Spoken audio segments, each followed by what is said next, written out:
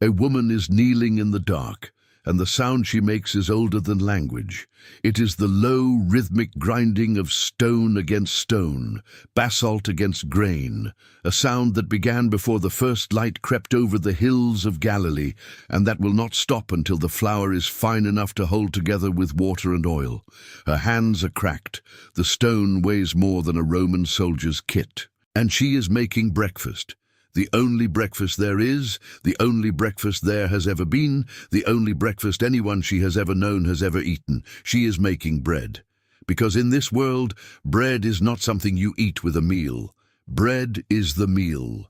We need to begin here, in this kitchen, in this darkness, because everything that follows, every parable Jesus told, every miracle he performed, every word he spoke at the table where he would change the meaning of human history, everything traces back to this sound, stone against grain. A woman's hands, the first hour before dawn. The world she lives in has no potatoes, no tomatoes, no rice, no corn, no sugar, no coffee, no chocolate, no tea. Every one of those staples that you reached for this morning arrived from continents that her civilization does not know exist. The entire diet of first-century Galilee, every calorie, every nutrient, every flavor, is built from a list so short you can hold it in one hand. 7 species: wheat, barley, grapes, figs, pomegranates, olives, and date honey. Moses listed them in Deuteronomy chapter 8 as the gifts of the Promised Land, and 15 centuries later, when archaeologists scraped the residue from Galilean cooking pots, those 7 species still dominate the caloric record. Not because the people were faithful to the text, because the text was faithful to the land. The land simply did not offer much else. And here is what most people never consider. When Jesus taught his disciples to pray, when he gave them the words that 2 billion people still repeat every week, he said, "Give us this day our daily bread." In Greek, the phrase is ton aton hemon ton epiousion. That last word, epiousion, appears nowhere else in the entire surviving body of Greek literature. Nowhere. Not in Homer, not in Plato, not in any letter, receipt, contract, or inscription ever recovered from the ancient world. It is a word that exists only in this prayer. Scholars have debated its meaning for 2,000 years. It might mean bread for the coming day. It might mean bread for existence itself, bread that sustains not just the body, but the being. The most frequently recited prayer in human history contains, at its center, the most mysterious single word in the New Testament. And that word is about bread, because in the world where God chose to become human, bread was not a metaphor for sustenance. Bread was sustenance. The word for bread and the word for food were the same word, lechem. You did not eat bread with your meal. You ate bread as your meal. Everything else, the olive oil, the herbs, the occasional piece of fish, was what you ate with your bread. That woman grinding grain in the darkness knows this in her bones. The stone she leans over is a basalt saddle quern, and archaeologists have pulled dozens of them from the domestic ruins of Capernaum, Gamla, Josaphat, the very towns where Jesus walked and taught. They weigh between 15 and 25 kilograms, and the wear patterns on their surfaces are so deep that you can see generations of pressure, generations of mournings, generations of women doing exactly what this woman is doing. Deuteronomy 24:6 forbids taking a millstone as collateral for a debt, and the reason the text gives is devastating in its clarity. He would be taking a life as pledge.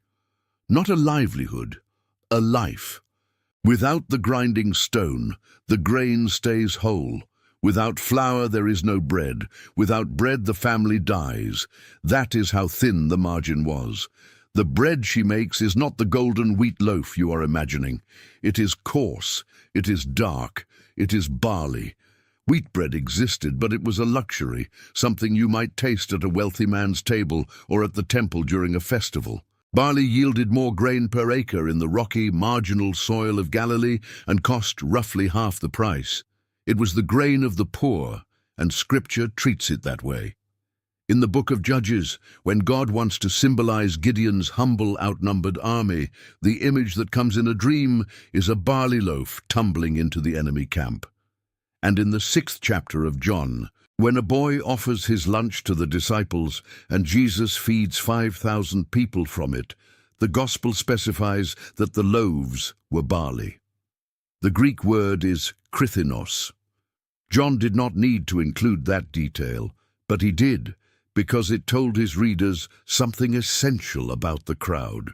These were not wealthy pilgrims carrying fine wheat bread. These were the poor. And the God who chose to multiply bread chose to multiply their bread, the bread of the margins, the bread of not enough. She bakes it in a taboon, a cone-shaped clay oven, maybe 60 centimeters high, that stands in the courtyard shared by several families. And the fuel she feeds it is not wood. Wood was far too scarce and expensive to burn for daily cooking. She uses dried animal dung mixed with straw. It burns hot, it burns steady, and it was so universal that when God commanded the prophet Ezekiel to bake bread over human dung as a sign of the defilement coming upon Israel, Ezekiel's horror was not that he was cooking over dung. That was normal. His horror was the type. Human waste was unclean. And Ezekiel protested with such anguish that God relented and permitted cow dung instead. That passage in Ezekiel chapter 4 makes no sense until you understand that dung was the standard fuel of every kitchen in the land. Then it becomes not strange, but piercing. A prophet who could endure public humiliation, starvation, and years of symbolic suffering, begging God over the one indignity that crossed his threshold of holiness. The boundary was not comfort. The boundary was purity, and God honored it. She shapes the dough flat, presses it against the inner wall of the hot taboon, and in minutes the bread blisters and chars at the edges and fills the courtyard with a smell that has not changed in 4,000 years. You can still smell it in the old quarters of Nazareth and Bethlehem today. If you have ever torn a piece of warm flatbread with your hands, you have performed the oldest gesture in this story. But bread alone does not sustain. The body needs fat, and in Galilee fat meant one thing: olive oil. We think of olive oil as a cooking ingredient. They thought of it as civilization itself. It was their fat for cooking, yes, but also their soap for washing, their fuel for lamps, their base for perfume, their medicine for wounds, their ointment for the sick, and in certain transactions, their currency. A single mature olive tree yielded 20 to 40 kilograms of fruit, pressed into 4 to 8 liters of oil per year. The Mishnah records a grading system for olive oil quality. The first pressing from green, unripe olives produced the finest grade, and that oil was reserved for one purpose alone: the menorah in the temple, the light that was never permitted to go dark in the presence of God. And here I need you to hear a name differently than you have ever heard it before: Gethsemane, the place where Jesus fell to his face in agony on the last night of his life, the place where his sweat became like drops of blood and he begged his Father for another way. In Hebrew, the name is Gat Shemanim. It means oil press. The Garden of Gethsemane was not a garden in the way we imagine, flowers and paths and quiet beauty.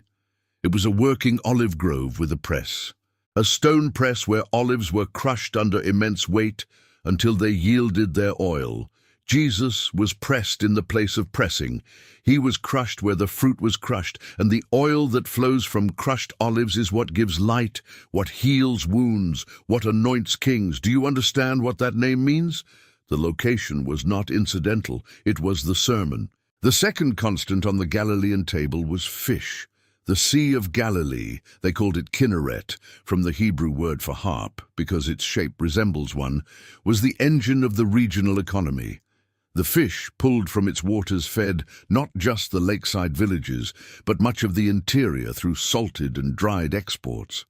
In 2009, archaeologists excavating the ancient town of Magdala, yes, The hometown of Mary Magdalene uncovered a carved stone, now known as the Magdala Stone, and on it was depicted a first-century fishing boat, a visual record of the industry that defined that community's life. The species they caught included musht, what we call tilapia or St. Peter's fish, along with sardines and barbel.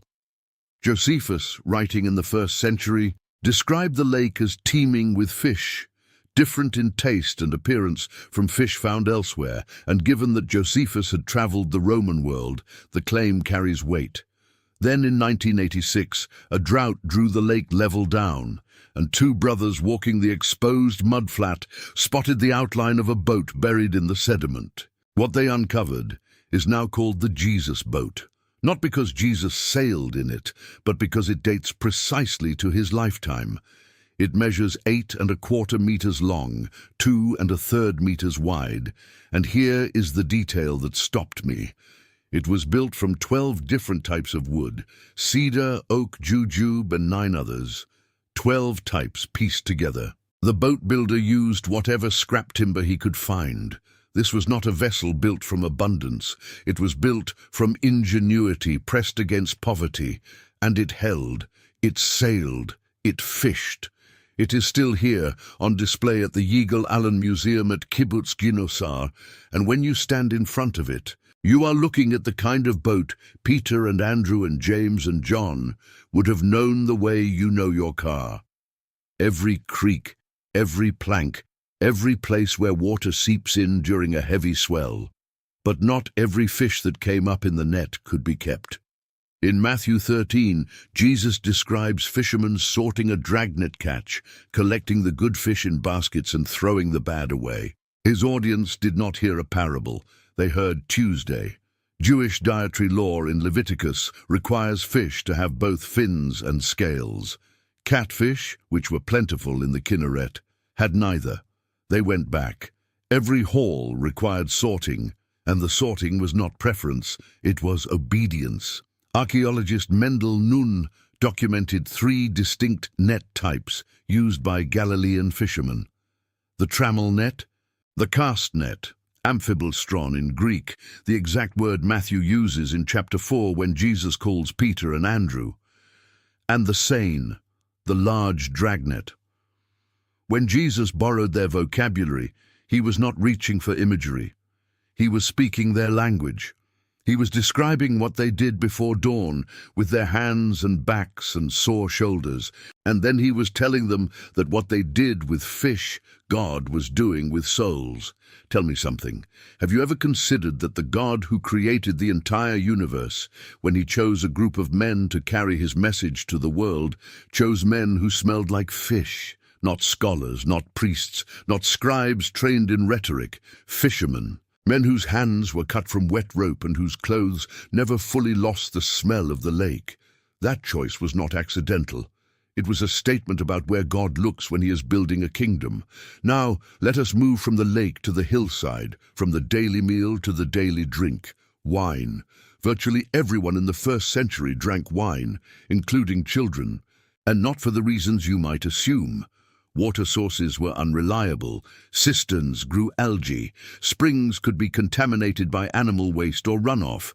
Wine, fermented, acidic, hostile to bacteria, was safer. The standard practice, recorded in the Mishnah, was to mix wine with water at a ratio of 2 or 3 parts water to 1 part wine. What they drank daily was closer to flavored water than to what you would pour from a bottle today, which is exactly what makes the wedding at Cana so extraordinary. When Jesus turned water into wine, not a cup, not a pitcher, but 6 stone jars holding 2 to 3 meters each, somewhere between 480 and 720 liters, the master of the banquet tasted it and said to the groom, "You have saved the best wine until now." The Greek word is kalan, fine, beautiful, excellent. This was not watered-down table wine. This was the best anyone at that wedding had ever tasted, and there was enough of it to supply a village. The first miracle was not restrained. It was extravagant. It was abundant so far beyond the need that it could only be read as signature. God does not do enough. God does more than enough. God does so much that the overflow itself becomes the message. And the wine that mattered most was poured in an upper room on the night everything changed. The Passover Seder prescribed 4 cups of wine, each carrying its own liturgical weight. The first cup was sanctification, kiddush, the setting apart of the meal and the evening.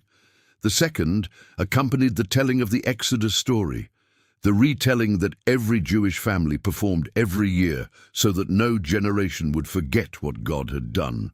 The third cup followed the grace after the meal, Birkat Hamazon, the blessing of gratitude. The fourth was the cup of praise, Hallel, the singing of the great psalms.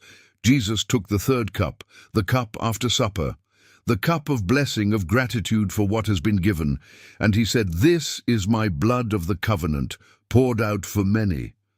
Paul, writing to the Corinthians, specifies the cup after supper, the third cup, the cup that looks backward to what God has provided and forward to what God will complete. In that moment, the meal that had remembered the Exodus for 15 centuries was given a new center. The lamb on the table pointed to the lamb at the table, and the wine, almost certainly red, pressed from Judean grapes in the autumn, stored through winter, opened now in the spring. The wine that had symbolized joy at every Jewish celebration for 1,000 years became the vessel for a different kind of joy. A costly joy. A joy that would pass through a winepress of suffering before it could be poured out. The wine was not the only thing on that table. There was matzah, unleavened bread, flat and brittle, baked in haste the way their ancestors had baked it on the night they fled Egypt because there was no time to let the dough rise. There were bitter herbs, maror, probably romaine lettuce or chicory, their bitterness recalling the bitterness of slavery.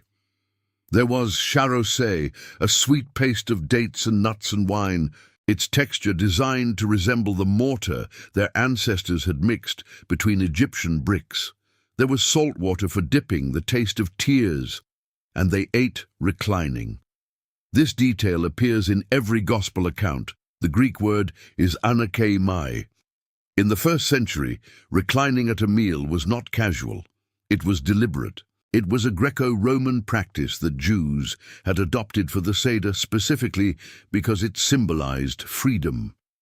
A slave eats standing or squatting. A free person reclines.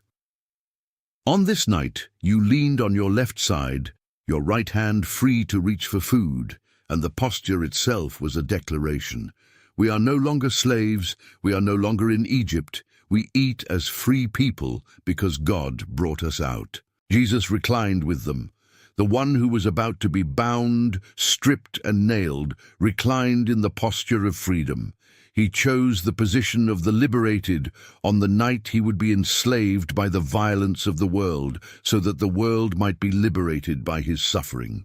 Beyond the Seder table, the daily diet held a quiet faithfulness that reveals more than any feast. Lentils were the protein of the poor, boiled into thick stew, seasoned with cumin and salt, scooped up with torn bread. The most famous lentil stew in history cost Esau his birthright. Genesis calls it Nezid Adashim, red lentil stew, and the redness gave Esau his other name, Edom, the red one. A man traded his future for a bowl of soup. Archaeologists have found carbonized lentils stored in bulk at Qumran, at Masada, throughout the Judean hills. A family of 6 went through 1 to 2 kilograms per week. It was not exciting food. It was surviving food. And it kept a civilization alive long enough to carry the promises of God from Abraham to Jesus. Salt came from the Dead Sea, blocks of it, cut and carried inland. But Dead Sea salt was not pure. The outer layer of a salt block, exposed to moisture and air, would leach its sodium chloride over time, leaving behind a tasteless calcium residue that looked like salt but had no flavor. This is not a metaphor. This is chemistry. And when Jesus said in Matthew 5, "If the salt loses its saltiness, it is thrown out and trampled underfoot," his listeners did not think he was being poetic. They had seen it. They had held the spent blocks. They had used them to pave muddy paths because that was all they were good for. Salt that cannot do what salt was made to do has only one destination: the ground beneath someone's feet. When Scripture describes the Promised Land as flowing with milk and honey, the honey is almost certainly not what you picture. The Hebrew word dvash refers primarily to date honey, date syrup, made by boiling dates into a thick, dark sweetener. Date palms were so central to Judean identity that when Rome crushed the Jewish revolt in 70 AD, the coin they minted to celebrate, the Judea Capta coin, showed a weeping woman beneath a date palm. The Romans understood what the palm meant. It meant the land itself. It meant identity, and they stamped it under their boot. Pliny the Elder, writing from Rome, described the date palms of Jericho as producing the finest dates in the known world, and listed 7 varieties by name. Jericho was called the City of Palms. That sweetness, thick, dark, warm on the tongue, was the sweetness of home. Meat was rare. Let that settle. In a world without refrigeration, slaughtering an animal meant consuming it entirely within a day or two. Leviticus specifies that peace-offering meat must be eaten within 2 days. You did not kill a goat for Tuesday dinner. You killed a goat for a festival, a celebration, a sacrifice, which is why the detail in the parable of the prodigal son carries such staggering weight. When the father sees his son returning, he orders the fatted calf slaughtered, not a chicken, not a goat. The fatted calf, an animal that represented years of future milk, labor, and breeding potential. It was the ancient equivalent of liquidating an investment. The neighbors would have stared. The older brother certainly did, and the father did not care, because what was lost had been found, and no cost was too great for that homecoming. I want you to sit with this for a moment. The daily diet of the world Jesus entered, the world God chose for the incarnation, was not abundant. It was not comfortable. It was bread and oil and lentils and salt, with fish when the catch was good and meat when there was cause for joy. Roughly 2,000 calories a day for a laboring man. Modern nutritional analysis of the reconstructed first-century Galilean diet reveals something remarkable. The balance of grains, olive oil, legumes, vegetables, and minimal animal protein closely matches what cardiologists now call the ideal Mediterranean diet. They ate this way not because a physician recommended it, but because the land gave them no alternative. The poverty was the design, and the design, it turns out, was good. Even the smallest things on the table carried weight. Herbs grew in kitchen gardens beside the house. Cumin, dill, mint, coriander, mustard, rue. They seem like afterthoughts. But Jesus mentions them in one of his sharpest rebukes. In Matthew 23, he turns to the Pharisees and says, "You tithe mint and dill and cumin, but you have neglected the weightier matters of the law, justice, mercy, and faithfulness." They were so meticulous about the garden herbs that they counted out 1/10 of their dill seeds. And they were so blind to the heart of God that they could walk past a suffering neighbor without breaking stride. The herbs were not irrelevant. Tithing them was not wrong. But when the smallest obedience becomes the substitute for the largest, when religious precision replaces compassion, something has gone terribly wrong. That warning has not aged a single day. And mustard, the seed Jesus chose for his most famous parable about the kingdom of God.